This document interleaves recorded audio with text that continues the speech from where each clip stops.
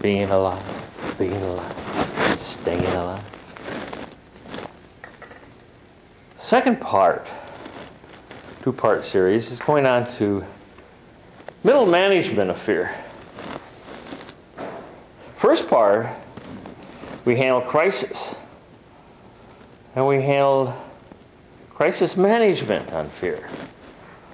And basically, it sort of overwhelmed me, and I absolutely over-controlled on not handling it. Well, that fall, do you remember, I had, right before going to my next grade, I had my crises. And I won. Well, I got to the next school. The next school that I was going to was we called junior high. Now they call it middle school. And I thought it was all over. Well, I walked in, and the second day that I was in class, or I was walking out in the hallway, all of a sudden, I found myself being thrown forward. And I turned around, and I looked, and this fellow says, "So you think you're tough?" I looked at him, and I said, "Oh, no." A reputation follows you, and I had that same fear come up. But I looked, and I said, am I going to let that same thing happen again? And I said, if I do it with him, who else am I going to get? And I looked, and I said, this could be never ending, but I am not going back to be in fear. I said, I'll meet you out in the playground. That night, or that afternoon, right after school, I went out there and I was all alone, and this fella came up with a group of fellas. And he looked tough. I says, I don't want to do this. He says, you either do it, or I'll beat the crap out of you without you ever lifting a hand. I looked and I says, okay. And it was different for me this time because I wasn't angry. I hadn't been harassed for 6 months. I just did not want to have it happen again. But I fought. I fought for the reason that I didn't want this to happen again. And I left the field and I was bloody. I had blood all over my arms because it was a cinder field. And I had blood all over my head, and my shirt and my trousers were ripped. I had blood over me. But he was in worse shape. I'd won again. And I went home and I went to the side of the house and I ran the faucet and I got underneath the faucet on the side of the house and cleaned up the best I could. And then I cleaned my leg and I looked somewhat presentable, I think, because it wasn't the mirror. And I let it all dry off by sort of waiting out there in the side, and then I went in and saw Mom. And she looked at me and she said, happened again. And that was a fear, because I don't know how to handle Ma's. And I said, yeah.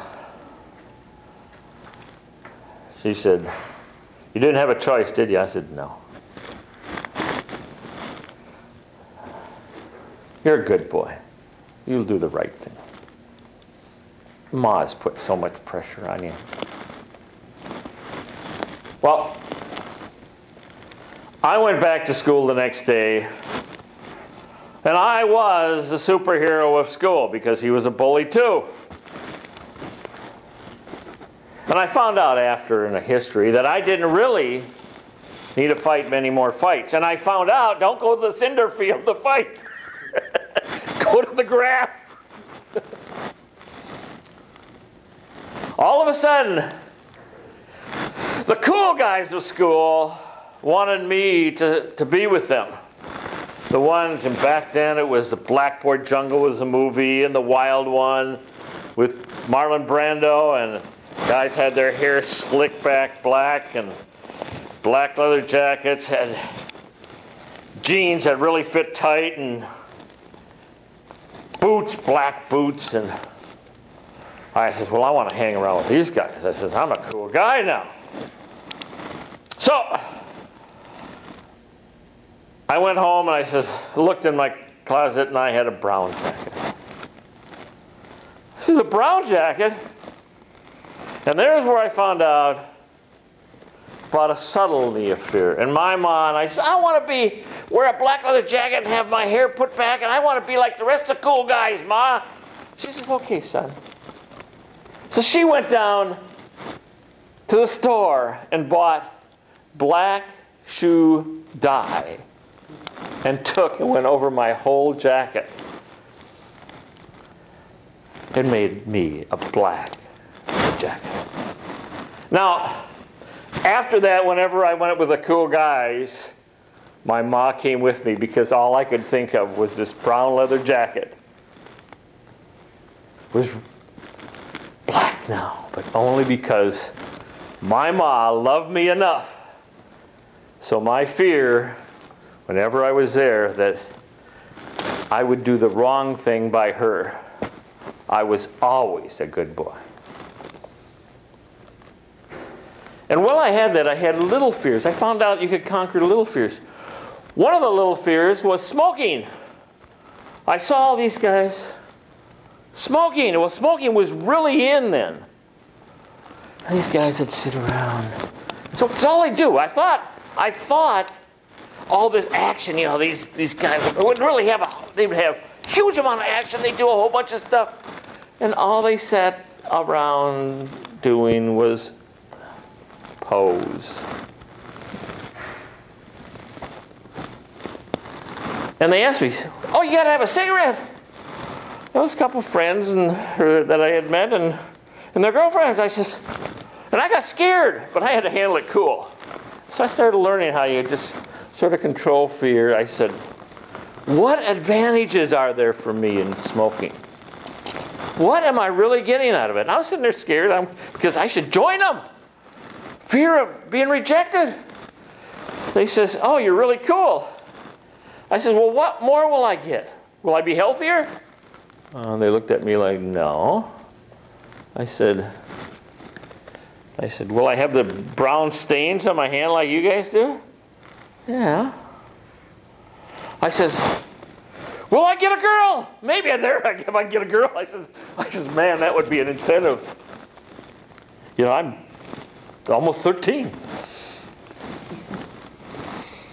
They said, no. The girl said no.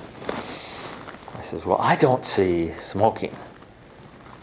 But I really, inside me, was frightened to do it. And I handled it with reason. Of course, I lost a little because I was a reject by them, sort of. They didn't sort of want to hang around with someone that would say stuff like that. That didn't fit into a pattern if you could be one of the people, one of the boys, one of the cool ones. And when I sat outside at middle school, and I sat around with them, just holding my hand with nothing in it, and talking with them sort of at once in a while, because talking was not quite appropriate for someone standing around looking cool. I'd watch the friends I used to have from grade school having fun and running around and doing that. And I look at them and says, man, they're having more fun than I am. All I'm doing is sitting here. It says, and then they would sort of tease me. They said, Roland, oh, you got new friends now. So here I thought I was going to lose them as friends. So I says, how am I going to handle this? I have a fear of not being one of the cool guys, and I have a fear of losing my friends that I walked to school back and forth with, and we had fun, and we laughed, and we joked, and we teased each other, and I liked them. But I like being cool. Conflicts, fear of losing one or the other. Well, I remember one time they came and the first time and I said, "See you guys, I'm going with my friends." They say, "You're going with those slugs?" I says, "They're my friends. They're my friends." And being the toughest guy in school had some advantages. So I went off and I found a week later they had a new superhero and I had to fight again. And they all went out there, and my friends were frightened of going with me to fight. So I had to go alone to fight. Because they were just kids that these guys were all bigger than them, and they could beat them up. But I didn't care. They were my friends, and I loved them.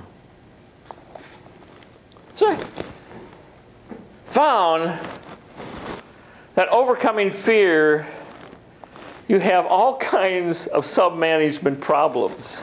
Now, one of the other management problems is all of a sudden they would call me and say, "So-and-so's picking on me, come and help me." Well, at first I would go and I'd help and I'd do it.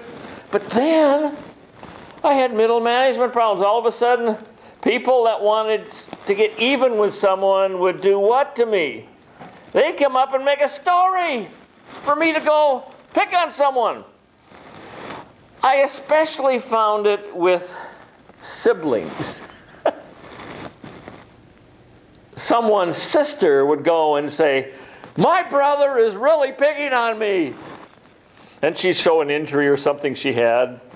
And you go and you talk to him, you'd find out he had nothing to do with it. She was just trying to get him all in trouble.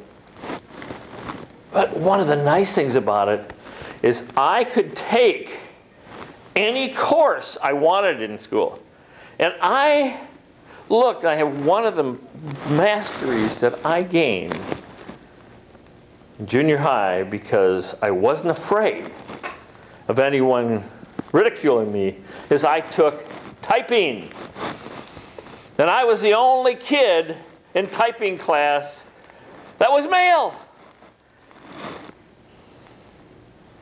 And they went and said something, they wanted to say something after, and I looked at them, I gave them the look. And everyone kept quiet about me taking a typing class.